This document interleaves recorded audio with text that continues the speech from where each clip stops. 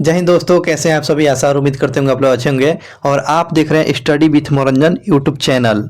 आज ज्ञान बिंदु जीएस एकेडमी का संपूर्ण भारतीय राज व्यवस्था पॉलिटी पर एक नज़र हम लोग देखेंगे। और इस वीडियो में आपको 883 क्वेश्चन आपको देखने को मिलेगा। तो ये 883 क्वेश्चन का ये बहुत ही इंपॉर्टेंट वीडियो है। आप बिना स्किप किए हुए इस वीडियो को देखिएगा, ताकि आपके एग्जाम में हूबहू क्वेश्चन इसी से पूछा ही जाता है। ठीक है ना। चलिए पहला क्वेश्चन के साथ शुरू करते हैं। उससे पहले आपको बोलेंगे, जिन लोगों ने चैनल पर पहली बार विजिट किए हुए हैं, पहली बार देख रहे हैं, तो चैनल को सब्सक्राइब कर दे, क्योंकि आप तक ये नोटिफिकेशन मिलता रहे। पहला क्वेश्चन जो पूछा गया है कि प्लासी का युद्ध कब हुआ था। प्लासी की युद्ध कब हुआ था, तो आपको 1757 को प्लासी की युद्ध लड़ा गया था। बक्सर का युद्ध कब हुआ था, तो ये 1764 में बक्सर का युद्ध हुआ था। किस एक्ट के द्वारा जब पहली बार कंपनी के प्रशासनिक और राजनीतिक कार्यों को मान्यता मिल गया, तो 1773 के रेगुलेटिंग एक्ट के तहत है प्रशासनिक और राजनीतिक मान्यता पहली बार कंपनी को मिल जाती है, ब्रिटिश पार्लियामेंट के द्वारा मिल जाता है। अगला क्वेश्चन पर चलते हैं। अगला क्वेश्चन पूछा गया है, एक्ट के तहत जो है केंद्रीय प्रशासन की नींव रखी गई। किस एक्ट के तहत है केंद्रीय प्रशासन की नींव डाला गया, तो ये 1773 के रेगुलेटिंग एक्ट के तहत केंद्रीय प्रशासक का नींव डाला गया था। किस अधिनियम के तहत बंगाल के गवर्नर जनरल को बंगाल का गवर्नर जनरल के पद से सुशोभित किया गया था, नाम दिया गया था। तो ये 1773 के रेगुलेटिंग एक्ट के द्वारा जो है बंगाल के पहले गवर्नर हुआ करते थे गवर्नर, उसके नाम में अब जनरल शब्द लग गया। कब, 1773 के रेगुलेटिंग एक्ट के तहत है। पहले बंगाल के गवर्नर ही बोले जा रहे थे, लेकिन 1773 के अधिनियम जब आता है, अब बंगाल के गवर्नर जनरल के नाम से जाना लगा। ध्यान रखेंगे।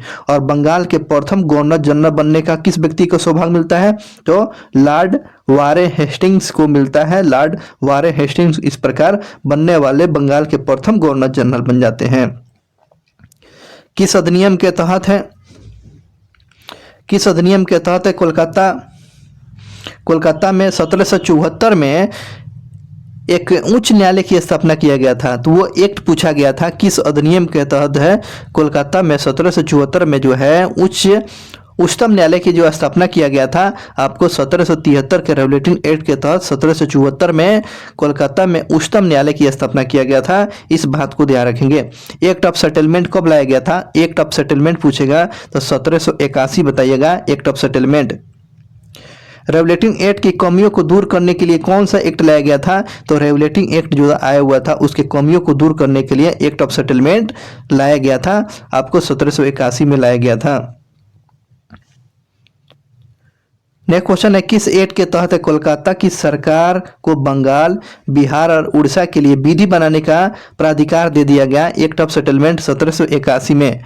क्या समझ में आया, तो ये कोलकाता सरकार को बंगाल, बिहार और उड़ीसा के लिए भी विधि बनाने, विधि मतलब क्या, कानून बनाने का अधिकार मिल जाता है। तो एक्ट ऑफ सेटलमेंट के द्वारा आपको ध्यान रखेंगे, कोलकाता की सरकार बंगाल, बिहार और उड़ीसा को विधि बनाने का अधिकार मिल जाता है, act of settlement.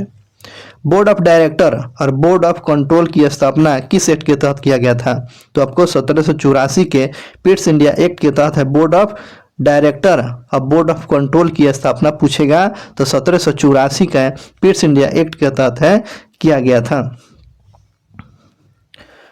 Next question है, कंपनी के अधिकार पत्र 20 वर्षों के लिए बढ़ा दिया गया और यह कार्य किस एक्ट के तहत किया गया था, तो कंपनी के जो एकाधिकार को 20 वर्ष के लिए बढ़ाया गया था 1913 के चार्टर एक्ट के द्वारा, अधिनियम के द्वारा, चार्टर एक्ट अधिनियम के द्वारा 1813 के चार्टर एक्ट के द्वारा 20 वर्षों के लिए कंपनी का अधिकार क्षेत्र बढ़ा दिया गया। इसे ध्यान रखेंगे। किस एक्ट के तहत कंपनी के भारत के साथ व्यापार करने एकाधिकार को छीन लिया गया। जो कंपनी जो व्यापार किया कर रहा था उसका एकाधिकार छीन लिया गया 1813 का चार्टर एक्ट के द्वारा। ध्यान रखेंगे, चाय और चीन के साथ व्यापार बना रहा था, लेकिन सारा चीज अधिकार व्यापार छीन लिया गया 1813 में। नेक्स्ट क्वेश्चन है, किस एक्ट के द्वारा कंपनी के व्यापारिक अधिकार को पूर्णतः समाप्त कर दिया गया? पूर्णतः समाप्त कर दिया गया 1813 का चार्टर एक्ट के द्वारा व्यापारिक एकाधिकार को पूर्णतः समाप्त कर दिया गया। किस चार्टर एक्ट के द्वारा? तो 1813 के चार्टर अधिनियम के द्वारा इसके समाप्त कर दिया गया। किस एक्ट के तहत बंगाल के गवर्नर जनरल को अब भारत के गवर्नर जनरल कहा जाने लगा? तो ये 1833 के चार्टर एक्ट के द्वारा जो कर दिया गया था। पहले बंगाल के गवर्नर हुआ करते थे, अब भारत के गवर्नर जनरल के नाम से जाने लगा। किस एक्ट के तहत? तो 1833 के चार्टर एक्ट के तहत जाना जाने लगा। प्रथम विधि आयोग का गठन कब किया गया था? तो प्रथम विधि आयोग पूछेगा तो 1834 में किया गया। और प्रथम विधि आयोग का गठन की अध्यक्षता किसने किया था? तो लॉर्ड मैकाले के द्वारा किया गया था। प्रथम विधि आयोग के अध्यक्ष पूछेगा तो लॉर्ड मैकाले। प्रथम विधि आयोग की स्थापना कब किया गया था? 1834 में किया गया था। 1834 याद रखेंगे। अगले क्वेश्चन में किस अधिनियम के द्वारा जो गवर्नर जनरल की परिषद और प्रशासनिक कार्यों को अलग कर दिया गया? तो 1853 के चार्टर एक्ट द्वारा प्रशासनिक और क्रियाकलापों को और राजनीतिक क्रियाकलापों को अलग कर दिया गया। 1853 के चार्टर एक्ट के द्वारा दोनों को अलग कर दिया गया। किस अधिनियम के तहत बोर्ड ऑफ डायरेक्टर और बोर्ड ऑफ कंट्रोल को समाप्त कर दिया गया? तो 1853 का 1858 के भारत शासन अधिनियम के द्वारा जो आपको बोर्ड ऑफ डायरेक्टर और बोर्ड ऑफ कंट्रोल को समाप्त कर दिया गया। 1858 में इसको समाप्त कर दिया गया। भारत के गवर्नर जनरल का नाम बदलकर वायसराय कर दिया गया। किस अधिनियम के तहत? 1858 के चार्टर अधिनियम के तहत 1858 के तहत भारत के गवर्नर जनरल का नाम बदलकर क्या किया गया? वायसराय किया गया था। कब? 1858 में कर दिया गया। और भारत के अंतिम गवर्नर जनरल कौन थे? तो लॉर्ड कैनिंग थे। भारत के अंतिम गवर्नर पूछेगा तो क्या बताएगा? तो लॉर्ड कैनिंग का नाम याद रखेंगे। चलो खूब अच्छे से ध्यान से रखिएगा, याद कराना हमारा जिम्मेदारी है। वीडियो पर पहली बार आए हुए हैं तो वीडियो को बिना स्किप किए हुए देखिए ना है, क्योंकि आपको कोई क्वेश्चन न छूट पाए, इसलिए आपको बोल रहे हैं। आगे क्वेश्चन है कि भारत के प्रथम वायसराय कौन थे? तो लॉर्ड कैनिंग जो था भारत के प्रथम वायसराय। और अंतिम गवर्नर पूछेगा तो लॉर्ड कैनिंग है ना, अंतिम वायसराय लॉर्ड कैनिंग। तो ध्यान रखेंगे, अंतिम जनरल भी पूछेगा और अंतिम वायसराय भी पूछेगा तो कौन? तो लॉर्ड कैनिंग ही है। विभागीय प्रणाली की जो स्थापना किया गया किस अधिनियम के द्वारा? तो भारत परिषद अधिनियम 1861 के तहत विभागीय प्रणाली की स्थापना किया गया। विभागीय प्रणाली की स्थापना पूछेगा तो 1861 में किया गया था। विभागीय प्रणाली पूछेगा तो बता दीजिएगा इस बात को। अगले क्वेश्चन पर चलते हैं कि गवर्नर जनरल को पहली बार अध्यादेश जारी करने का अधिकार किस अधिनियम के तहत मिलता है? तो 1861 के तहत गवर्नर जनरल को पहली बार अध्यादेश ऑर्डिनेंस जारी करने की शक्ति मिल गया। कब? 1861 के अधिनियम के तहत गवर्नर जनरल को पहली बार ऑर्डिनेंस जारी करने की शक्ति मिल गया था। इस बात को ध्यान रखेंगे। अगले क्वेश्चन पर चलते हैं कि 1862 में लॉर्ड कैनिंग ने तीन भारतीयों को विधान परिषद में मनोनीत किया गया। वे कौन कौन थे? तो 1862 में लॉर्ड कैनिंग के द्वारा 3 भारतीय को विधान परिषद में मनोनीत किया गया था। वो नाम पूछा गया है तो बनारस के राजा और पटियाला के महाराज और सर दिवाकर राय को इसमें लॉर्ड कैनिंग के द्वारा 3 भारतीयों को विधान परिषद में मनोनीत किया गया था। तो ध्यान रखेंगे इस बात को, बनारस के राजा, पटियाला के महाराज और सर दिवाकर राव को शामिल किया गया था। ईस्ट इंडिया कंपनी को किस अधिनियम के तहत भंग कर दिया गया? ईस्ट इंडिया कंपनी अब भंग कर दिया गया किस अधिनियम के तहत? तो ये ध्यान रखेंगे 1873 के अधिनियम के तहत ईस्ट इंडिया कंपनी को अब भंग कर दिया गया। तो ईस्ट इंडिया कंपनी को कब भंग कर दिया गया? तो 1873 के अधिनियम के तहत ईस्ट इंडिया कंपनी को भंग किया गया। ईस्ट इंडिया कंपनी कब भंग हो जाता है? तो ध्यान रखेंगे आपको कब भंग होता है? तो 1 जनवरी 1884 को। ठीक है, इस बात को ध्यान रखेंगे। महारानी विक्टोरिया को भारत की सामग्री घोषित किया गया। महारानी विक्टोरिया को भारत की सामगिरी कब घोषित किया गया था? तो महारानी विक्टोरिया को भारत की सामगिरी आपको 28 अप्रैल 1800 कब 76 को 1876 को महारानी विक्टोरिया को 1876 को आपको महारानी विक्टोरिया का भारत की सामगिरी घोषित किया गया था। और प्रत्यक्ष चुनाव प्रणाली की शुरुआत किस अधिनियम के तहत किया गया था? और प्रत्यक्ष चुनाव प्रणाली की शुरुआत जो है 1892 के भारत परिषद अधिनियम के तहत जो है अप्रत्यक्ष चुनाव प्रणाली की शुरुआत 1892 के भारत परिषद अधिनियम के तहत शुरू किया गया था। किस अधिनियम के तहत राजस्व और बजट पर बहस करने का अधिकार मिल गया? तो ये आपको बजट पर बहस करने का अधिकार मिला था 1892 और प्रत्यक्ष चुनाव प्रणाली की भी शुरुआत हो जाती है 1892 और बजट पर बहस 92 है ना। चुनाव पर बहस होता है ना, चुनाव पर भी बहस होता है और बजट पर भी बहस हो जाता है। राजस्व और बजट पर बहस 1892, इस बात को ध्यान रखेंगे दोनों क्वेश्चन। नेक्स्ट क्वेश्चन पर चलते हैं कि मार्ले मिंटो सुधार किस अधिनियम को कहा गया था? तो मार्ले मिंटो सुधार किस अधिनियम को बोलते हैं? तो 1909 के भारत शासन अधिनियम को मार्ले मिंटो सुधार अधिनियम कहा जाता है। 1909 के भारत शासन अधिनियम को मार्ले मिंटो सुधार के नाम से जाना जाता है। पहली बार मुस्लिम समुदाय के लिए अलग पृथक निर्वाचन प्रतिनिधित्व का उपबंधित किया गया था। तो 1909 में मुसलमानों के लिए पहली बार अलग प्रतिनिधित्व चुनाव की शुरुआत किया गया था। 1909 में मार्ले मिंटो सुधार को बोलते हैं, भारत शासन अधिनियम 1909 को ही बोलते हैं। और इस प्रकार केंद्रीय और प्रांतों विधान परिषदों को पहली बार बजट पर बहस करने का अधिकार किस अधिनियम का? तो 1909 में क्या बात समझ में आया? तो यह केंद्रीय और प्रांतों और विधान परिषदों में है ना 1909 में बजट पर बहस करने के लिए मिला हुआ था। अब यहाँ पर बात समझिएगा, तो 1892 हम लोग पढ़े हुए थे ना, तो राजस्व पर बहस करने का अधिकार मिला था राजस्व पर 1892 में। और चुनाव प्रणाली की शुरुआत भी होती है 1892 में। तो यहाँ पर ध्यान रखेंगे 1892 में राजस्व पर बहस करने का अधिकार मिलता है, राजस्व पर बहस करने का अधिकार। अब देखेंगे यहाँ पर भी बहस की बातें आ रहा है ना, बहस की बातें आ रही हैं। तो केंद्रीय और प्रांतीय विधानसभाओं को पहली बार बजट पर बहस करने का अधिकार मिल गया तो 1909 में। तो दोनों में अंतर है। तो केंद्रीय और प्रांतीय विधान परिषदों में पहली बार बजट पर बहस करने का 1909 में। 1892 में क्या हो गया? राजस्व पर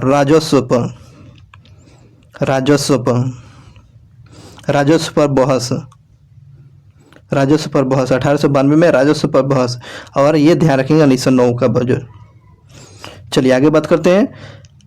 मत देने का अधिकार किस अधिनियम के तहत दिया गया? मतदान करने का अधिकार किस अधिनियम? तो 1909 को मतदान करने का अधिकार मिल गया 1909। चलिए नेक्स्ट क्वेश्चन पर चलते हैं। अगले क्वेश्चन जो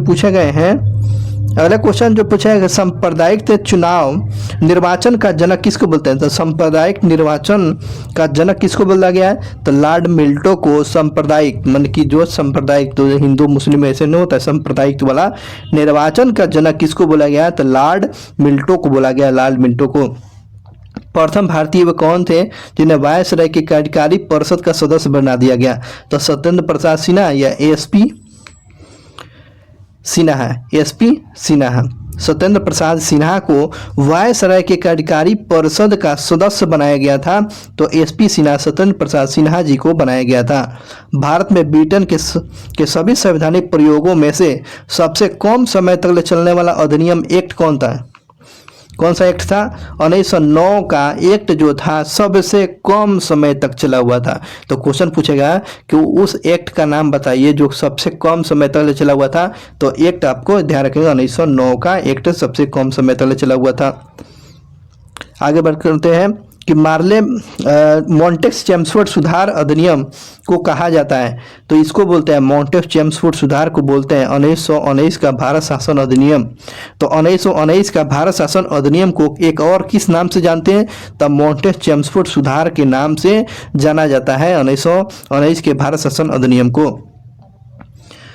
केंद्र में द्वैधात्मक और विधायिका की स्थापना किस अधिनियम के तहत किया गया था? तो 1919 के तहत। केंद्र में द्विसदनात्मक विधायिका की स्थापना जो किया गया था 1919 में किया गया था, इस बात को ध्यान रखेंगे।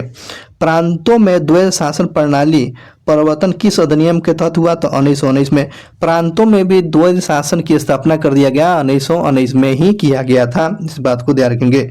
प्रांतों में द्वैध शासन का जनक किसको बोला गया? प्रांतों में द्वैध शासन का जनक किसको बोलते हैं? तो लियोनस कार्टियस को जानते हैं। लियोनस कार्टियस को प्रांतों में द्वैध शासन का जनक बोला गया, लियोनस कार्टियस को बोला जाता है।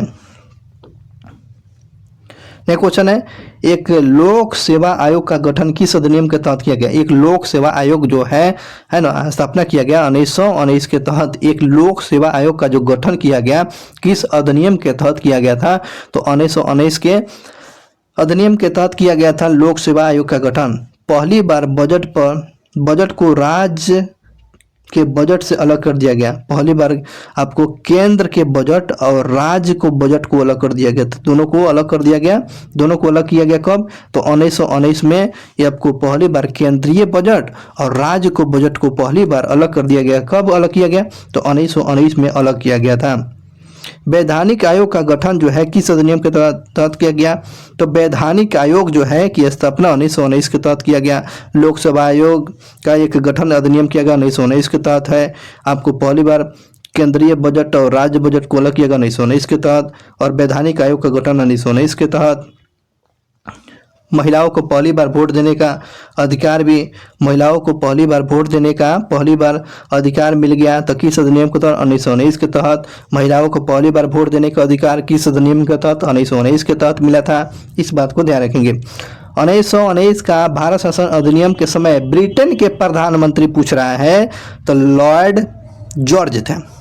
लॉर्ड जॉर्ज जो थे 1919 के समय जो है भारत शासन अधिनियम के तहत इंग्लैंड के प्रधानमंत्री कौन हुआ करते थे? तो लॉर्ड जॉर्ज थे। आगे बात करते हुए कौन सा अधिनियम जो है साइमन कमीशन के रिपोर्ट पर आधारित है? तो वह कौन सा अधिनियम जो था साइमन कमीशन के रिपोर्ट पर आधारित था? तो ये आपको 1935 का भारत शासन अधिनियम जो था साइमन कमीशन के रिपोर्ट पर आधारित किया गया था। तो वह कौन सा अधिनियम जो साइमन कमीशन के रिपोर्ट पर आधारित था? तो बता दीजिएगा, भारत शासन अधिनियम 1935 जो था साइमन कमीशन के रिपोर्ट पर आधारित ये अधिनियम बनाया गया था। 1935 के अधिनियम के तहत बताना है कितने आर्टिकल और कितने अनुसूचियां हुआ करते थे? तो आर्टिकल पूछेगा, अनुच्छेद जो है 321 और अनुसूचियां आपको 10 हुआ करती थी। 1935 के अधिनियम के तहत जो आर्टिकल 321 और अनुसूचियां 10 हुआ करती थी, 10। और प्रांतीय स्वायत्तता किस अधिनियम से संबंधित है? तो भारत शासन अधिनियम 1935। प्रांतीय स्वायत्तता पूछेगा किस अधिनियम के तहत शामिल है? तो भारत शासन अधिनियम 1935 के तहत इसे शामिल किया गया है। प्रांतों में द्वैध शासन को कब समाप्त कर दिया गया, किस अधिनियम के तहत? तो प्रांतों में द्वैध शासन को जो समाप्त कर दिया गया, अब ध्यान रखेंगे 1935 के तहत है। भारत से इसको ध्यान रखेंगे, भारत शासन अधिनियम 1935 के तहत प्रांतों में द्वैध शासन की समाप्ति कर दिया गया। और प्रांतीय स्वायत्तता किस अधिनियम से संबंधित है? तो 1935 के भारत शासन अधिनियम से। केंद्र में द्वैध शासन की स्थापना, अब देखिएगा, अब प्रांत से जो था, प्रांतों से द्वैध शासन की समाप्ति 1935 में कर देते हैं, और केंद्र में सेंट्रल में द्वैध शासन की स्थापना कर दिया गया 1935 के अधिनियम के तहत किया गया था। केंद्र में 1935 में, प्रांतों में समाप्ति कर दिया गया था। 1935 के भारत शासन अधिनियम को गुलामी का अधिकार पत्र किसने कहा था? तो आपको नेहरू जी ने बोले हुए थे। 1935 के भारत शासन अधिनियम को गुलामी का अधिकार पत्र बोले थे। गुलामी का दस्ता पत्र किसने बोला था? तो नेहरू जी ने बोले हुए थे, नेहरू जी ने। आगे बात करते हैं, संघीय न्यायालय की व्याख्या किस अधिनियम के तहत है? संघीय न्यायालय, फेडरल कोर्ट की स्थापना। फेडरल कोर्ट की स्थापना जो है 1935 के जो है अधिनियम के तहत किया गया था। फेडरल कोर्ट की व्याख्या। भारत परिषद का अंत किस अधिनियम के तहत किया गया? तो भारत परिषद जो अंत कर दिया गया 1935 के तहत कर दिया गया। फेडरल कोर्ट की स्थापना आपको 1935 के गुलामी का अधिकार पत्र बोला था, नेहरू जी ने बोले हुए थे। किस अधिनियम के तहत जो है प्रस्तावना का अभाव था, प्रस्तावना का विहीन? तो प्रस्तावना विहीन किस अधिनियम को बोलते हैं, तो किस अधिनियम को प्रस्तावना अधिनियम बोलते हैं? तो भारत संशोधन अधिनियम 1935 को प्रस्तावना विहीन बोलते हैं। तो बता दीजिएगा ना, जब क्वेश्चन पूछेगा प्रस्तावना विहीन किस अधिनियम को, तो भारत संशोधन अधिनियम 1935 को बोलते हैं। और बर्मा को भारत से अलग कर दिया गया था, बर्मा को भारत से अलग कर दिया गया तो भारत संशोधन अधिनियम 1935 के तहत कर दिया गया था, ध्यान रखेंगे। नेक्स्ट क्वेश्चन जो है, भारत में रिजर्व बैंक की स्थापना किस अधिनियम के तहत किया गया? तो 1935 का आरबीआई की स्थापना भारत संशोधन अधिनियम 1935 के तहत। 1947 का भारतीय स्वतंत्रता अधिनियम को प्रस्तावित कब किया गया? तो 4 जुलाई 1947 को। 1947 का भारतीय स्वतंत्रता अधिनियम को कब पारित किया गया था? तो 4 जुलाई 1947, याद रखिएगा 4 जुलाई 1947 को। अब देखेंगे 1947 को भारतीय स्वतंत्रता अधिनियम को स्वीकृत किया गया था, है स्वीकृत आपको 18 जुलाई को। सबसे पहले प्रस्तावित आएगा भाई, तो जैसे ही पूछेगा प्रस्ताव तो 4 जुलाई, प्रस्ताव 4 जुलाई, प्रस्ताव पूछेगा तो 4 जुलाई, प्रस्ताव पूछेगा तो 4 जुलाई, स्वीकृति आपको 18 जुलाई, स्वीकृति 18 जुलाई, स्वीकृति पूछेगा तो 18 जुलाई, स्वीकृति कब मिल जाता है? तो 18 जुलाई। प्रस्ताव किया गया था 4 जुलाई, स्वीकृति किया गया 18 जुलाई, याद हो गया। चलिए आगे बढ़ते हैं। अगले क्वेश्चन जो पूछे गए हैं कि संविधान सभा विधान मंडल के रूप में काम किस अधिनियम के तहत करती है? तो ये संविधान सभा विधान मंडल के रूप में कार्य किया किस अधिनियम के तहत, आपको ध्यान रखेंगे 1947 में। जो संविधान सभा जो था ना, संविधान सभा जो संविधान बनाए, अब संविधान सभा किस रूप में काम किया? विधान मंडल के रूप में काम करना शुरू किया। वो संविधान सभा जो बना हुआ था अब विधान मंडल के रूप में काम करने लगा, तो ये किस अधिनियम के तहत काम कर रहा था? तो 1947 के भारत शासन अधिनियम के तहत अब काम कर रहा था। संविधान सभा विधान मंडल के रूप में काम करना शुरू कर दिया। संविधान सभा का गठन पूछ रहा है, तो गठन पूछेगा तो जुलाई 1946 को। संविधान सभा का गठन पूछेगा तो जुलाई 1946 को, ठीक है ना, जुलाई 1946 को। कैबिनेट मिशन के सदस्य कौन कौन हुए थे? तो 3 सदस्य होते थे। तो कैबिनेट मिशन में कुल कितने सदस्य? 3। चलिए नाम याद करते हैं, स्टैफोर्ड क्रिप्स, पैथिक लॉरेंस और A B Alexander, Pethick Lawrence और स्टेफोस क्रिप्स जो थे ये कैबिनेट मिशन के ये सदस्य हुआ करते थे 3। भारत के लिए संविधान सभा का विचार स्वराज पार्टी ने कब दिया था? तो 1923 में दिया था, इसमें गलती है, 1923 में दिए हुए थे, 1923 में दिए हुए थे। स्वराज पार्टी ने संविधान सभा का विचार 1923 में दिए थे, इस बात को ध्यान रखेंगे। संविधान सभा की पहली बैठक कहाँ किया गया था? नई दिल्ली में किया गया, दिल्ली में किया गया था। संविधान सभा की बैठक पूछेगा तो कब किया गया था? तो दिल्ली में किया गया था। संविधान सभा की प्रथम बैठक आपको 9 जुलाई 1946 को किया गया था।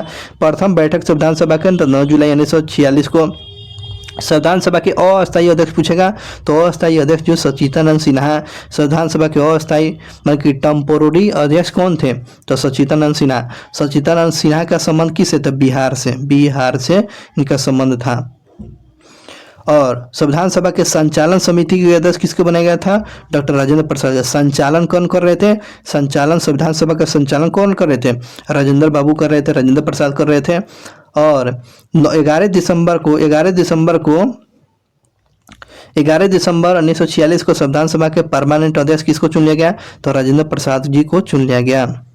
नेक्स्ट क्वेश्चन पर चलते हैं कि संघीय संविधान समिति के अध्यक्ष किसको बनाया गया था? तो पंडित जवाहरलाल नेहरू। संघ वाला जितने भी संघ में संघ लगा होगा तो नेहरू जी को याद कर लीजिएगा। प्रांत में जितने भी प्रांत वाला बात करते हैं, प्रांतीय के समिति के अध्यक्ष पूछेगा तो प्रांत वाले में वल्लभ भाई पटेल, सरदार वल्लभ भाई पटेल जो थे प्रांतीय संविधान सभा के अध्यक्ष चुने गए थे, इस बात को ध्यान रखेंगे। संविधान सभा के प्रारूप समिति, तो प्रारूप समिति के अध्यक्ष किससे बनाया गया था? तो अध्यक्ष आपको डॉक्टर भीमराव अम्बेडकर प्रारूप समिति के अध्यक्ष बनाए गए थे। तो संघ शक्ति समिति देख रहे हैं ना, संघीय संविधान समिति और संघ शक्ति समिति पंडित जवाहरलाल नेहरू को बनाया गया था, इस बात को ध्यान रखेंगे। नेक्स्ट क्वेश्चन पर चलते हैं कि मौलिक अधिकारों और अल्पसंख्यक संबंधी परामर्श समितियों के अध्यक्ष किसको बनाया गया था? वल्लभ भाई पटेल जी को बनाया गया था। मौलिक अधिकार और अल्पसंख्यक से संबंधित परामर्श समिति किसको बनाया गया था अध्यक्षता? तो वल्लभ भाई पटेल जी को बनाया गया था। राष्ट्रीय ध्वज से संबंधित तदर्थ झंडा समिति, है ना, झंडा समिति के कौन? तो डॉक्टर राजेंद्र प्रसाद जी को बनाया गया था। तदर्थ ध्वज समिति को बनाया गया था, ध्यान रखेंगे।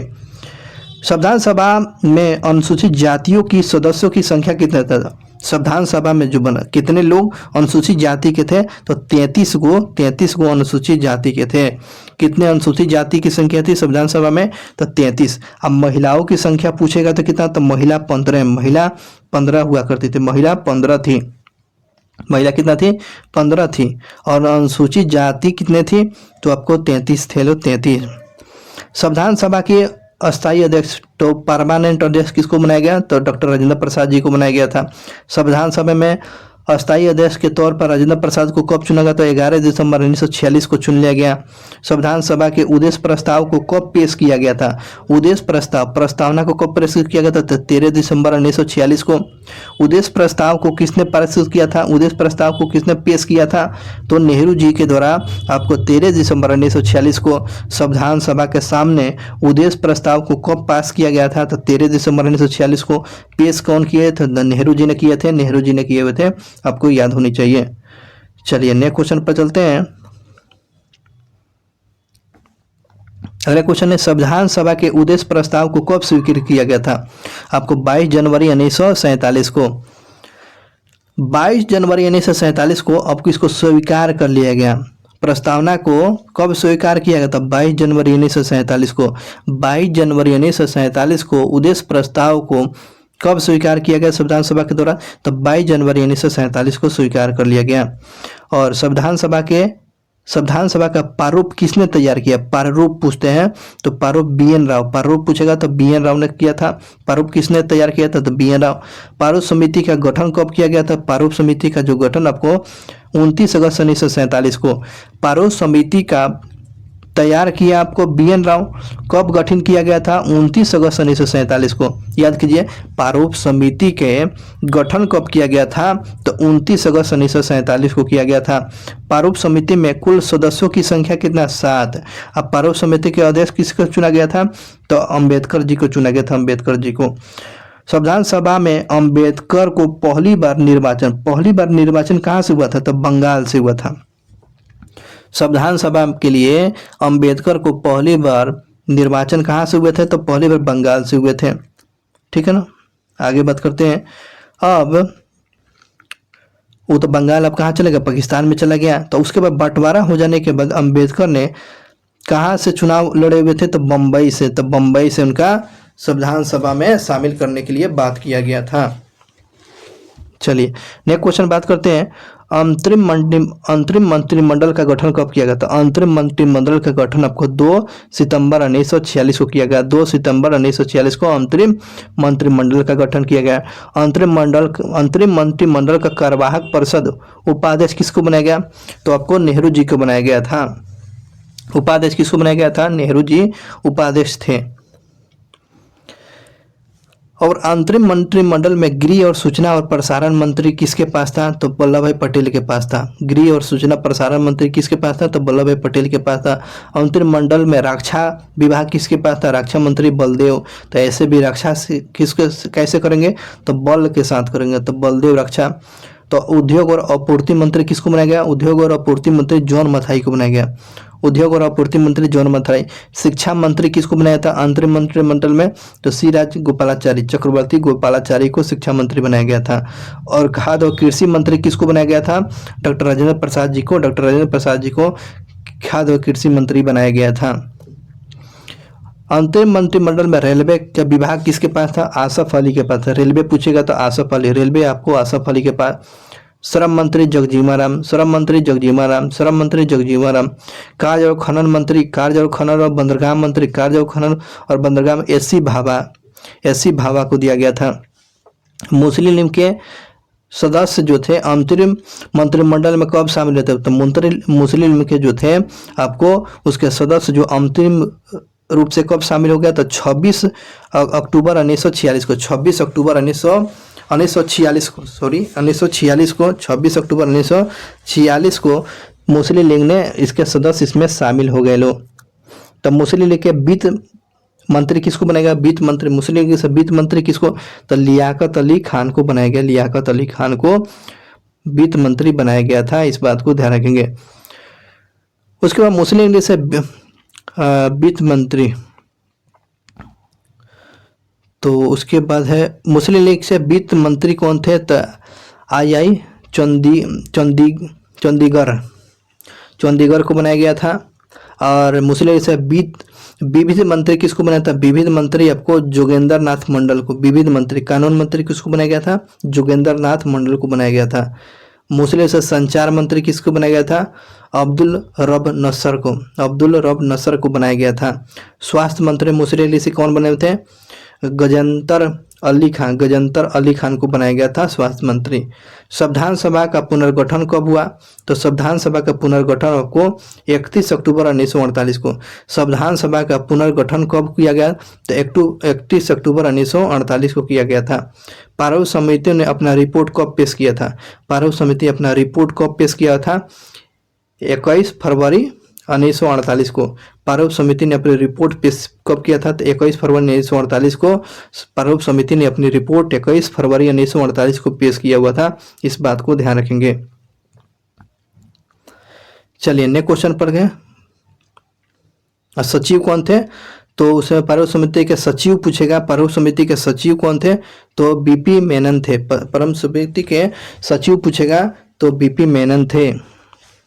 संविधान सभा के निर्माण में कितना समय लगा? तो 2 वर्ष 11 माह 18 दिन। संविधान निर्माण करने में कितना समय लगा है? तो 2 वर्ष 11 माह 18 दिन का समय लगा है। तो इस पर कुल कितने बहस हुआ है? संविधान समिति प्रारूप समिति पर कुल कितने बहस हुआ है? तो ये बहस हुआ है 114 दिन। बहस पूछेगा तो 114 दिन का बहस हुआ है। और कितने लाख रुपया खर्चा हुआ है? लगभग 64 लाख रुपया खर्चा हुआ है। संविधान बनाने में कितने लाख रुपया लगा है? तो 64 लाख रुपया लगा है, 64 लाख। संविधान सभा के द्वारा कब पारित किया गया? संविधान के सभा के द्वारा कब पारित किया गया? 26 नवंबर 1949 को पारित किया गया। देखिएगा पारित किया गया था 26 नवंबर 1949 को। 26 नवंबर 1949 को लागू हो जाता है 26 जनवरी 1950 को। दोनों में अंतर है, या और यही क्वेश्चन पूछता है। पारित में देखिए जब भी पूछेगा पारित है ना, कब पारित किया गया था? तो 26 नवंबर 1949 को। पारित पूछेगा तो आपको 26 नवंबर 1949। लागू पूछेगा तो 26 जनवरी 1950 को। लागू 50 में, पारित आपको 26 नवंबर 1949 को। दोनों याद होना चाहिए। और संविधान सभा की अंतिम बैठक पूछ रहा है। अंतिम बैठक आपको 24 जनवरी 1950 को। 24 जनवरी 1950 को अंतिम बैठक किया गया। तो संविधान सभा की अंतिम बैठक कब किया गया था?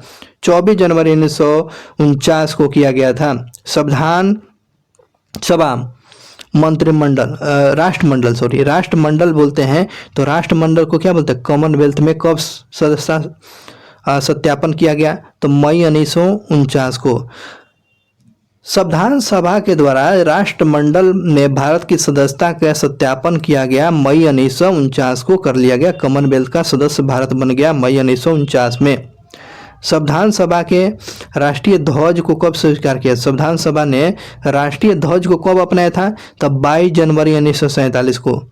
22 जनवरी 1947 को राष्ट्रीय ध्वज को संविधान सभा ने अपना लिया था। कब अपनाया था जी राष्ट्रीय ध्वज को? तो 22 जनवरी 1947 को स्वीकार किया गया। राष्ट्रगान को कब? राष्ट्रगान पूछेगा तो राष्ट्रगान को जो है कब स्वीकार किया गया? 24 जनवरी 1950 को। 24 जनवरी 1950 को राष्ट्रगान, राष्ट्रगीत, राष्ट्रपति तीनों की घटना होती है। तीनों इस दिन बनते हैं। राष्ट्रगान 24 जनवरी 1950, राष्ट्रगीत तब को लागू होता है 24 जनवरी 1950 को। राष्ट्रपति डॉक्टर राजेंद्र प्रसाद बनते हैं 24 जनवरी 1950 को बनते हैं। संविधान की कुंजी किसको बोला गया? संविधान का कुंजी की किसको बोला गया? तो प्रस्तावना को संविधान का कुंजी बोलते हैं। प्रस्तावना को संविधान की कुंजी बोलते हैं। प्रस्तावना को न्यायालय में घोषित नहीं किया जा सकता है। कब घोषित किया गया? अच्छा, मतलब कि न्यायालय में इसको चुनौती नहीं दे सकते हैं। तो ये मामला जो था यूनियन ऑफ इंडिया बनाम आपको मदन गोपाल 1857 का मामला था। अब देखिएगा, कहने का मतलब ये है यूनियन ऑफ इंडिया बनाम मदन गोपाल 1857 क्या बताता है कि ये प्रस्तावना को हम न्यायालय में चुनौती नहीं दे सकते हैं। ये आपको यूनियन ऑफ इंडिया बनाम मदन गोपाल 1857 का ये मामला था। तो ये बात ध्यान रखेंगे। अब बातें करते हैं कि किस वाद में सर्वोच्च न्यायालय ने प्रस्तावना को संविधान का अंग नहीं माना हुआ था। तो बेरीवारी वाद जो है आपको 1960 में, ये बेरीवारी वाद जो था ये सर्वोच्च न्यायालय ने प्रस्तावना का अंग माना ही नहीं था। ठीक है, इस बात को ध्यान रखेंगे। सर्वोच्च न्यायालय ने कब माना कि प्रस्तावना संविधान का अंग है? तो केशवानंद भारती बनाम केरल राज्य आपको 1973 का मामला था। तो सर्वोच्च न्यायालय ने प्रस्तावना का संविधान का अंग माना हुआ था। केशवानंद भारती बनाम केरल 1973 का ये मामला था। 1973 में इसको मान लिया गया। सर्वोच्च न्यायालय ने आपको प्रस्तावना का अंग नहीं माना हुआ था। तो बेरूवारी बाद 1960 में अंग माना गया। केशवानंद भारती आपको केरल राज्य 1973 का मामला था। प्रस्तावना में 42वें संविधान संशोधन 1976 के तहत वो कौन सा शब्द जोड़ा गया? तो समाजवादी जोड़ा गया, पंथ निरपेक्ष जोड़ा गया, राष्ट्र की अखंडता शब्द जोड़ा गया। तो 3 शब्द जोड़ा गया। तो ये प्रस्तावना में अब तक कितना बार संशोधित किया गया? 1 बार किया गया है। प्रस्तावना को 1 बार संशोधित किया गया। तो आपको 42वें संविधान संशोधन 1976 में कितने शब्द जोड़ा गया? समाजवादी, पंथ निरपेक्ष और अखंडता शब्द जोड़ा गया। आगे बात करते हैं कि भारत की प्रस्तावना में 3 प्रकार के न्याय की चर्चा किया गया। भारतीय के प्रस्तावना में कितने प्रकार के न्याय? तो न्याय में 3 है। तो सामाजिक न्याय, आर्थिक न्याय और राजनीतिक न्याय। तो याद रखिएगा, न्याय में 3 लेटर है। देखिए तो न्याय में 3, तो 3 गो लेटर जो कितने न्याय की बात है? तो सामाजिक न्याय 1, आर्थिक न्याय और राजनीतिक न्याय। ठीक है, राजनीतिक न्याय। आप बात करते हैं विश्व का सबसे बड़ा लिखित संविधान तो अपना भारत का ही है। विश्व का सबसे बड़ा लिखित संविधान भारत का है। लेकिन वही क्वेश्चन है, लिखित संविधान की अवधारणा किस देश की देन है? तो ये फ्रांस का। और बताएंगे, देखिए लिखित संविधान की अवधारणा जो है ये आपको फ्रांस से। अब वही बात करेगा, विश्व का लिखित संविधान किस देश का है? तो अमेरिका का। विश्व का सबसे पहले लिखा हुआ कौन संविधान? तो अमेरिका। और लिखने का प्रावधान किया हुआ था फ्रांस, और उससे पहले आपका अमेरिका लिख लिया। बात समझ में रखना चाहिए।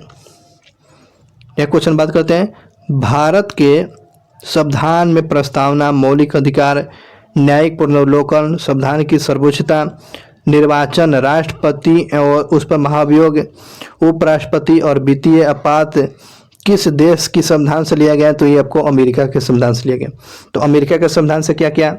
तो ये प्रस्तावना लिया गया, मौलिक अधिकार लिया गया, न्यायिक पुनर्वलोकन लिया गया है, सर्वोच्च न्यायालय की सर्वोच्चता है ना, संविधान की सर्वोच्चता, निर्वाचन राष्ट्रपति की है, उस पर महाभियोग की प्रक्रिया, राष्ट्रपति की बात लिया गया है, वित्तीय आपात जैसे ये जो है किस देश की संविधान से लिया गया? तो अमेरिका के संविधान से लिया गया। इस बात को ध्यान रखेंगे।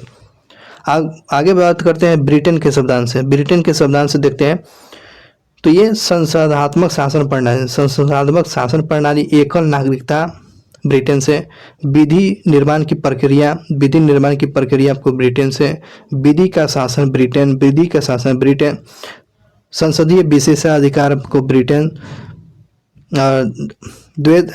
द्वैध सदनवाद जो है आपको ब्रिटेन से लिया गया। द्वैध सदनवाद आपको ब्रिटेन से। इतना सारे चीज ब्रिटेन से। ठीक है ना, संसदीय शासन प्रणाली, एकल नागरिकता, विधि के द्वारा जो है निर्माण प्रक्रिया और विधि का शासन, संसदीय विशेषाधिकार, द्वैध सदनवाद जो है आपको ब्रिटेन से लिया गया। इस बात को ध्यान रखेंगे। आगे बात करते हैं, भारतीय संविधान में नीति निषेध तत्व सिद्धांत, राष्ट्रपति के निर्वाचक मंडल की व्यवस्था, राष्ट्रपति के द्वारा राज्यसभा में साहित्य, कला और विज्ञान और सामाजिक सेवा क्षेत्र में ये किस देश से लिया गया है? तो ध्यान रखेंगे, ये आयरलैंड से लिया गया है। आयरलैंड के संविधान से लिया गया है। आगे बात करते हैं भारतीय संविधान में प्रस्तावना की भाषा, है ना। प्रस्तावना की भाषा किस देश से लिया गया? तो ऑस्ट्रेलिया से। समवर्ती सूची ऑस्ट्रेलिया से, है ना। प्रस्तावना की भाषा समवर्ती सूची, ठीक है ना। समवर्ती सूची और प्रस्तावना की भाषा ऑस्ट्रेलिया से लिया गया, ऑस्ट्रेलिया से लिया गया, इस बात को ध्यान रखेंगे। अब बात करते हैं भारतीय संविधान में केंद्र और राज्य के बीच में संबंध का जो है शक्तियों का विभाजन, तो ऑस्ट्रेलिया से लिया गया। केंद्र और राज्य के बीच में शक्तियों का विभाजन जो लिया गया है आपको ऑस्ट्रेलिया से लिया गया है। ऑस्ट्रेलिया से समवर्ती सूची, प्रस्तावना की भाषा, केंद्र और राज्य के बीच में शक्तियों का विभाजन जो किया गया ऑस्ट्रेलिया से लिया गया है, इस बात को ध्यान रखेंगे। नेक्स्ट क्वेश्चन पर बात करते हैं कि भारतीय संविधान में आपातकाल के प्रवर्तन के दौरान राष्ट्रपति को मौलिक अधिकार संबंधी शक्तियों का प्रावधान कहाँ से लिया गया? ये जर्मनी से लिया गया, जर्मनी से। क्वेश्चन बात है कि आपातकाल के प्रवर्तन के दौरान राष्ट्रपति के मौलिक अधिकार संबंधी शक्तियों का प्रावधान, मौलिक अधिकार के शक्तियों को जो आपातकाल के इमरजेंसी के द्वारा राष्ट्रपति का मौलिक अधिकार शक्तियाँ मिलेगा, तो ये जर्मनी से लिया गया, इस बात को ध्यान रखेंगे। भारतीय संविधान की संघात्मक विशेषता और राज्यपाल की नियुक्तियां अवशिष्ट शक्तियां केंद्र के पास होगी, किस लिए? कनाडा से लिया गया। चलिए, संघात्मक है, संघात्मक विशेषता कनाडा। राज्यपाल की नियुक्ति कहाँ से लिया गया? तो राज्यपाल की नियुक्ति कनाडा से। अवशिष्ट शक्तियां किसके पास हो गया? केंद्र के पास। तो किस देश से? तो कनाडा से लिया गया है, तो ये बात ध्यान रखेंगे। भारतीय संविधान में संघ और राज्य के बीच शक्तियां, ये आपको ब्रिटेन। सर्वोच्च न्यायालय की परामर्श न्यायिक कहाँ से लिया गया? सर्वोच्च न्यायालय के जो है न्यायिक परामर्श कहाँ से लिया गया? तो कनाडा से लिया गया, कनाडा से। कनाडा से बहुत सारा चीज लिया गया है, इस बात को ध्यान रखेंगे। चलिए आगे बात करते हैं। कनाडा के बाद अब दक्षिण अफ्रीका की बात करते हैं। तो संविधान संशोधन की प्रक्रिया तो आप तो जानते हैं दक्षिण अफ्रीका से लिया गया। और राज्यसभा के सदस्यों का निर्वाचन, चलिए याद पूछेगा, तो राज्यसभा के सदस्यों का निर्वाचन किससे लिया गया? तो आपको दक्षिण अफ्रीका से लिया गया। राज्यसभा के सदस्य का निर्वाचन आपको पूछेगा तो किस है? तो दक्षिण अफ्रीका। संविधान में संशोधन की प्रक्रिया दक्षिण अफ्रीका से। रूस से क्या लिया गया? रूस से मौलिक कर्तव्य, मौलिक कर्तव्य लिया गया। मौलिक कर्तव्य, अधिकार पूछेगा, मौलिक अधिकार पूछेगा, तो यहाँ पर ध्यान रखिएगा मौलिक अधिकार अमेरिका, अमेरिका।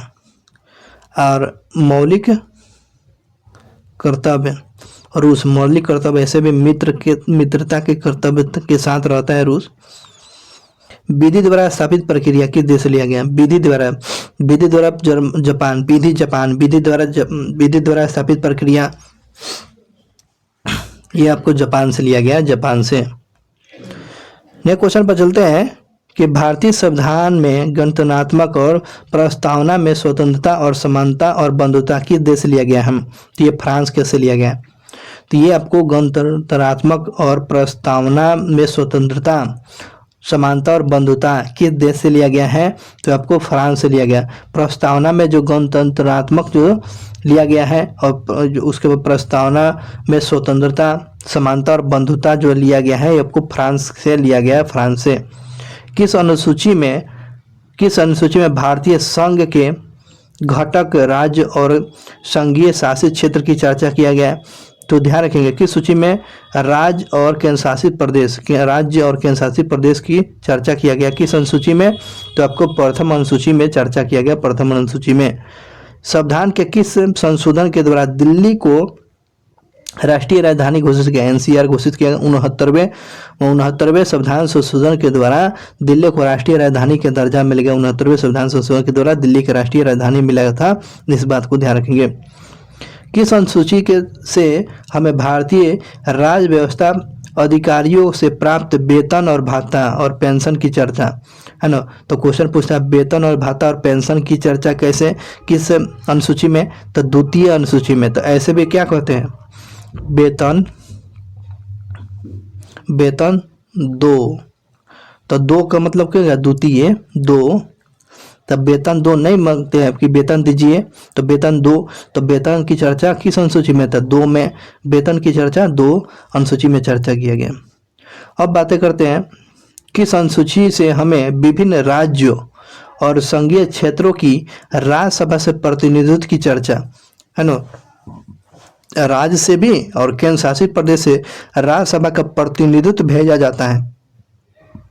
किस अनुसूची के तहत? चौथी का अनुसूची के तहत राज्यसभा में जब प्रतिनिधित्व भेजे देते हैं, किस अनुसूची के तहत? चौथे अनुसूची के तहत।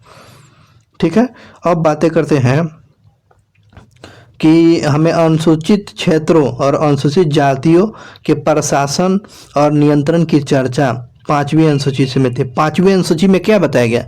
जैसे पूछेगा 5वीं अनुसूची में क्या है, तो अनुसूचित क्षेत्र और अनुसूचित जाति के प्रशासन और नियंत्रण की चर्चा 5वीं अनुसूची में किया गया है। तो 5वीं अनुसूची बता दीजिएगा ना। अनुसूचित क्षेत्र और अनुसूचित जाति के प्रशासन और नियंत्रण की चर्चा आपको 5वीं अनुसूची में चर्चा किया गया। छठा अनुसूची में क्या किया गया? छठा में असम, मेघालय, मिजोरम, त्रिपुरा, ठीक है ना, 4 गो राज्य असम, मेघालय, मिजोरम और त्रिपुरा राज्य के जनजातीय क्षेत्र की चर्चा किया गया, जो छठा में अनुसूची में किया गया। तो ये आपको असम, मेघालय, मिजोरम और त्रिपुरा के जनजातीय क्षेत्र की चर्चा की जानकारी हमें किस अनुसूची में मिलती है? छठा अनुसूची में मिलती है। और 5वां अनुसूची में अनुसूचित जातियों के प्रशासन और नियंत्रण की चर्चा मिलती है। केवल अनुसूची वाला इसमें पूछेगा। अब मिजोरम, असम, मेघालय, मिजोरम और त्रिपुरा वाला जनजातीय क्षेत्र के प्रावधान की चर्चा आपको छठा अनुसूची में किया गया। चलिए 7वीं में क्या आता है? 7वीं में आपको केंद्र और राज्य के बीच में शक्तियों का बंटवारा की जानकारी। केंद्र और राज्य के शक्तियों के बीच का बंटवारा की शक्तियों की जानकारी किसमें होता था? तो 7वीं में, है ना, 7वीं में। चलिए आगे बात करते हैं 7वीं में। संघ सूची, राज्य सूची और सम्मति सूची के विषय के बारे में किस जानकारी हमें मिलती है? किस अनुसूची से? तो ये आपको 7वीं अनुसूची से आपको संघ, राज्य और सम्मति सूची की विषय की जानकारी हमें किस सूची से मिलती है? तो 7वीं सूची से मिलती है। शक्तियों का विभाजन केंद्र और राज्य के बीच में 7वीं में ही है। समर्थी सूची की जानकारी 7वीं में है। राज्य सूची की जानकारी आपको 7वीं में। संघ और राज्य की सूची, इन सब सारी सूचियों की जानकारी हमें 7वीं अनुसूची में। और वर्तमान में कितना अनुसूची है? संघ सूची में वर्तमान में पूछ रहा है तो आपको 100 विषय हैं, है ना। कितने विषय हैं? संघ सूची में वर्तमान में केवल कितने विषय हैं? तो 100 विषय हैं।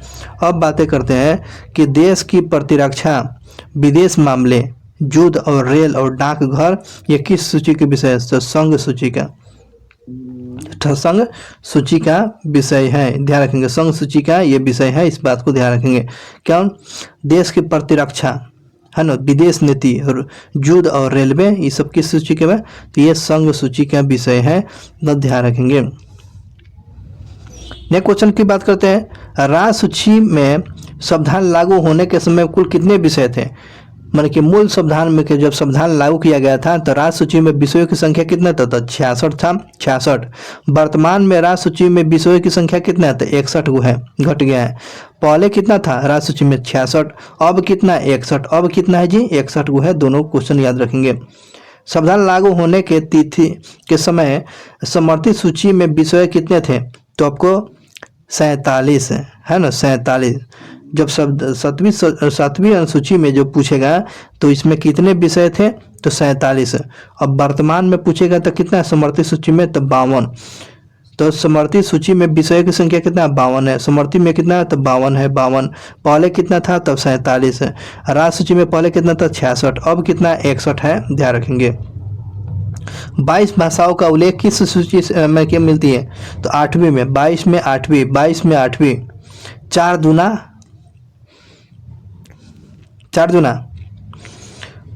8 होता है, 4 दूना 8 रखेंगे। तो 4 दूना 8 मतलब 22 भाषाओं की जानकारी में आपको 8वीं अनुसूची से जानकारी मिलती है, इस बात को हमेशा ध्यान रखेंगे। सिंधी को 8वीं अनुसूची में जोड़ा गया। किस भाषा को? सिंधी के 8वीं अनुसूची में कब शामिल किया गया? तो ये क्वेश्चन पूछेगा, सिंधी भाषा को आपको कब? सबसे पहले सिंधी को ही जोड़ा गया। तो आपको 21वीं संविधान संशोधन 1967 में किया गया, 67 में किया गया था। 1967 में सिंधी भाषा को 8वीं अनुसूची में शामिल किया गया। क्वेश्चन पूछेगा, बताइए सिंधी भाषा को कब शामिल किया गया था? तो 21वीं संविधान संशोधन 1967 में। 21वीं संविधान संशोधन 1967 में क्या किया गया? सिंधी की 8वीं अनुसूची में जोड़ा गया। चलिए आगे बात करते हैं। नमक याद रखें। चलिए आपको क्या होता है नमक से? नमक, नमक क्या होता है? देखिए, न से नेपाली, और म से मणिपुरी, और क से कोंकणी, हो गया नमक। हो गया ना नमक। तो नमक याद रखेगा। तो नमक को कब अनुसूची, तो आपको कोंकणी, मणिपुरी और नेपाली को 8वीं अनुसूची में जोड़ा गया कब, तो आपको 71वें संविधान संशोधन 1992 में। 71वें संविधान संशोधन 1992 में नमक को 8वीं अनुसूची में। तो कोंकणी पूछेगा, तो कोंकणी पूछेगा तो क्या बताएंगे, तो कोंकणी पूछेगा तो आपको 71वें संविधान संशोधन 1992 में। मणिपुरी पूछेगा तो 71वें संविधान संशोधन के द्वारा किया गया। उसके बाद नेपाली पूछेगा तो आपको 71वें संविधान संशोधन 1992 में जोड़ा गया था। तो 1992 में 71वें संविधान संशोधन कोंकणी, मणिपुरी, नेपाली को 8वीं अनुसूची में जोड़ा गया। चलिए आगे बात करते हैं। और ये दरोगा में क्वेश्चन पूछा है। 25 फरवरी को 2024 में एग्जाम हुआ था, जिसमें ये पूछा गया संथाली को 8वीं अनुसूची में जोड़ा गया था। कब, तो ये आपको 92वां संविधान संशोधन 2003 में। इसीलिए आपको बार बार समझा रहे हैं एक एक क्वेश्चन को। अभी एक साथ में थोड़े पूछेगा यार कि मैथिली, संथाली, आपको डोंगरी एक साथ में थोड़े पूछेगा, इसी में से पूछ लेगा एक क्वेश्चन। तो चलिए, मैथिली को कब शामिल किया गया, तो 92वां संविधान संशोधन 2003 में। डोंगरी को पूछेगा तो आपको 92वां संविधान संशोधन 2003 में। संथाली 92वां संविधान संशोधन 2003 में। बोडो पूछेगा, बोडो, बोर्ड मास याद रखेंगे, बोर्ड मास, इसको याद रखेंगे, बोर्ड मास। तो बो से हो जाएगा बोडो, बो से हो गया बोडो, और ड से हो गया डोंगरी, और म से हो गया मैथिली, और स से हो गया संथाली। तो बोर्ड मास याद हो गया ना। बोर्ड मास से जैसे याद रखेगा तब बोर्ड मास 92 2003 में। और नमक वाला 71वें संविधान संशोधन 1992, 71वें संविधान संशोधन 1992, 92वां संविधान संशोधन 2003 में। ध्यान रखेंगे इस बात को।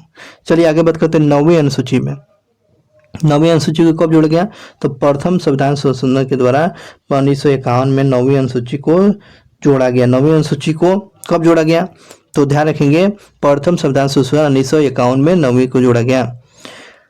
राज्य का द्वारा संपत्ति का अधिग्रहण का विधियों का उल्लेख किया गया। राज्य के द्वारा जो है संपत्तियों का अधिग्रहण का विषय आपको 9वीं अनुसूची में डाला गया। 9वीं अनुसूची में इसको रखा गया, 9वीं अनुसूची में। नेक्स्ट क्वेश्चन पर चलते हैं। अगला क्वेश्चन जो पूछा गया है कि 9वीं अनुसूची में वर्तमान में कुल कितने अधिनियम है, तो 284 है, 284। 10वीं अनुसूची को कब जोड़ा गया, तो आपको 52वें संविधान संशोधन 1985 में। 10वीं अनुसूची कब आया, तो 52वें 52 संविधान संशोधन 1985 में 10वीं अनुसूची। दल बदल किस सूची में था, 10वीं में। 10 बहाने कर ले गई दिल, तो 10 बहाने हो जाएगा, याद रखेंगे। तो 10वीं अनुसूची में आपको दल बदल की चर्चा किया गया। 11वीं अनुसूची कब आता है, कब जोड़ा गया, तो 73वें संविधान संशोधन 1993 में। 11वीं अनुसूची पूछेगा तो क्या बताएंगे, 93वें संविधान संशोधन, सॉरी 73वें 73वें जो है 73वें संविधान संशोधन 1993 में आपको 11वीं अनुसूची जोड़ा गया था। तो 11वें अनुसूची में विषयों की संख्या कितनी है, तो 11वें अनुसूची में 29 गो विषय हैं। कब जोड़ा गया, 73वें संविधान संशोधन 1993। आगे बात करते हैं 12वीं अनुसूची को कब जोड़ा गया, तो 74वें संविधान संशोधन 1993। 74वें संशोधन जो था, 74वें संशोधन 1993 में ही आपको 2 संशोधन, 11वीं और 12वीं, तो ध्यान रखेंगे। आगे बात करते हैं कि स्थानीय स्वशासन के विषय की जानकारी किस सूची में मिलती है? तो 12वें अनुसूची में। स्थानीय जो है स्वशासन की चर्चा में 12वें अनुसूची में। स्थानीय स्वशासन की चर्चा पूछेगा तो किस अनुसूची में? तो 12वें अनुसूची में चर्चा किया गया। 12वें अनुसूची में इस बात को ध्यान रखेंगे। 12वें अनुसूची में विषयों की संख्या कितना है? तो 18 है। विषयों की संख्या पूछेगा 18वें अनुसूची में कुल कितने हैं? तो 18 विषय हैं, इस बात को ध्यान रखेंगे। जूनागढ़ जो रियासत को किस संग्रह के आधार पर मिलाया गया? तो जूनागढ़ जनमत संग्रह से। ज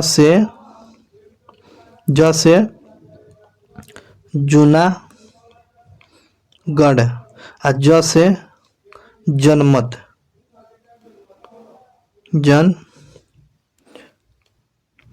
जनमत। ज से जूनागढ़ और ज से जनमत। तो ये आपको जनमत संग्रह से जूनागढ़ को मिलाया गया। तो दोनों याद करने का तरीका है। देशी रियासतों को भारतीय संघ का अंग बनाने में सबसे महत्वपूर्ण भूमिका किसका था? तो आपको वल्लभ भाई पटेल और बीपी मेनन का था। बीपी मेनन का साथ बहुत ही भूमिका रहा। देशी रियासतों को एक करने में किसकी महत्वपूर्ण भूमिका रहता था? आपको ध्यान रखेंगे पटेल, सरदार पटेल। तो बहुत बार पूछ लिया है, अगर सरदार पटेल ऑप्शन में न दे तो बीपी मेनन दे देगा, तब बीपी मेनन मार के आना ही है, आपको ध्यान रखेंगे। आगे बात करते हैं। भारत अर्थात इंडिया राज्यों का संघ है जिसकी जानकारी हमें भारतीय संविधान के किस आर्टिकल से मिलती है? तो आर्टिकल 1 से मिलती है। नए राज्यों के निर्माण और वर्तमान राज्यों के सीमाओं अर्थात नामों में परिवर्तन संसद विधि के द्वारा स्थापित करेगा गया, जिसकी जानकारी किस आर्टिकल में? तो आपको 3 आर्टिकल में मिलती है। नए राज्य का निर्माण, वर्तमान क्षेत्रों में सीमाओं परिवर्तन, है ना, संसद विधि के द्वारा स्थापित करेगा। उसकी प्रक्रिया, विधि बनाने की प्रक्रिया करने के बाद वो किस जानकारी किस आर्टिकल में के अंतर्गत में मिलती है? तो आर्टिकल 3 में है। मौलिक अधिकार की चर्चा जो है किस आर्टिकल में? मौलिक अधिकार 12 से 35। मौलिक अधिकार पूछेगा तो मौलिक अधिकार 12 से 35 में इसकी चर्चा किया गया है। अगले क्वेश्चन पर चलते हैं। नीति निषेध तत्व किस आर्टिकल के में है? तो नीति निषेध तत्व का उल्लेख जो है आपको 36 से 51 में है। नीति निषेध तत्व जो आयरलैंड से लिया गया है 36 से 51 में चर्चा किया गया है। नागरिकता की चर्चा 5 से आर्टिकल 5 से 11। नागरिकता की चर्चा का पूछेगा तो 5 से 11 आर्टिकल में किया गया, 5 से 11। निर्वाचन आयोग की चर्चा किस आर्टिकल में? आपको 324 से 329 में। 324 से 329 में किसकी चर्चा किया है? निर्वाचन आयोग की चर्चा किया गया है। निर्वाचन आयोग की चर्चा पूछेगा तो क्या बताएंगे? 324 से लेकर 329 में निर्वाचन आयोग की चर्चा किया गया है। जेवीपी समिति का सदस्य कौन थे? तो जेवीपी समिति में तो जे फॉर जवाहरलाल और भी पे पट्टाभी सिद्धरामैया, पी से पटेल हो जाएगा, ठीक है ना। तो जेबीपी में है तो नेहरू जी हो जाएंगे, पटेल साहब और पट्टाभी सिद्धरामैया। तो ये जेवीपी समिति है। और बात करते हैं रमालू की मृत्यु कब होता है? तो 15 दिसंबर 1952 को होती है। भाषाई आधार पर गठन करने वाला प्रथम राज्य कौन है? तो आंध्र प्रदेश। भाषाई आधार पर जो गठन करने वाला प्रथम राज्य कौन है? आंध्र प्रदेश है।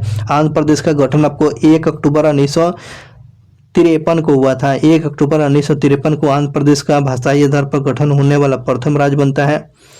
राज्य पुनर्गठन आयोग का अध्यक्ष किसको बनाया गया था? राज्य पुनर्गठन आयोग के अध्यक्ष आपको फजल अली था। फजल अली किससे संबंधित है? तो राज्य पुनर्गठन आयोग के अध्यक्ष बनाया गया था, इस बात को ध्यान रखेंगे। राज्य पुनर्गठन अधिनियम को पारित किया गया था तो जुलाई 1946 में। राज्य पुनर्गठन अधिनियम को पारित किया गया था जुलाई 1946 में, 1956 में, सॉरी।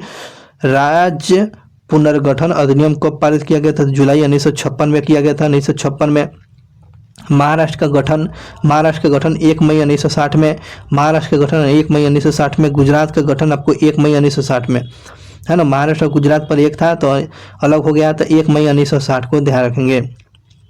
नागालैंड का गठन आपको 1 दिसंबर 1963 को, नागालैंड का गठन पूछेगा तो 1 दिसंबर 1963 को नागालैंड 1963 1 दिसंबर 1963 का कौन सा राज्य बना, तो आपको नागालैंड 1963 में बना। हरियाणा 1 नवंबर 1966, हरियाणा 1 नवंबर 1966, 1 नवंबर 1966 का कौन सा राज्य, तो हरियाणा है। 1 नवंबर 1966 को कौन सा राज्य, हरियाणा था। 1 दिसंबर 1963 को कौन, नागालैंड।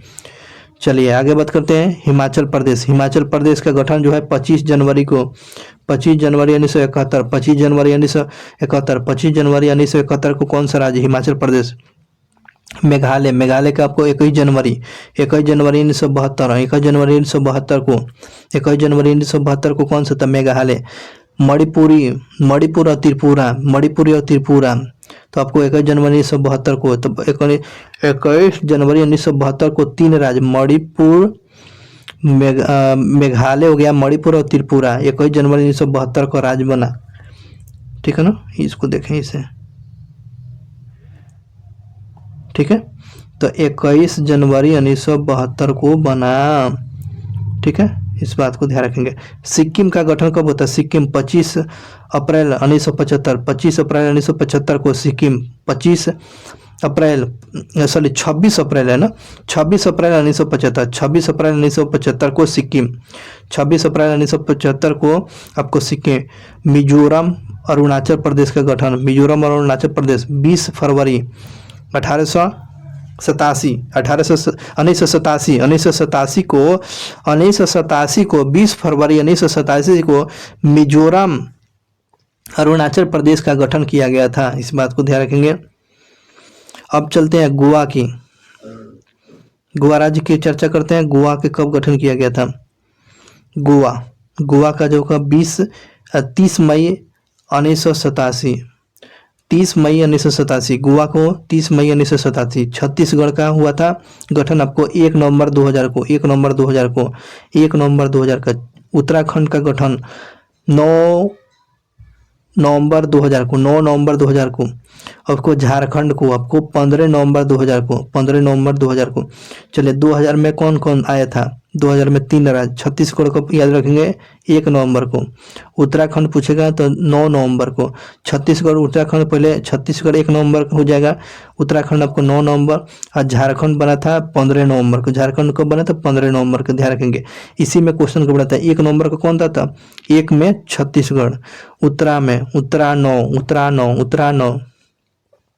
तेलंगाना का गठन आपको 2 जून 2014 को, 2 जून 2014 को उत्तरा आपको तेलंगाना का बना हुआ था राज्य।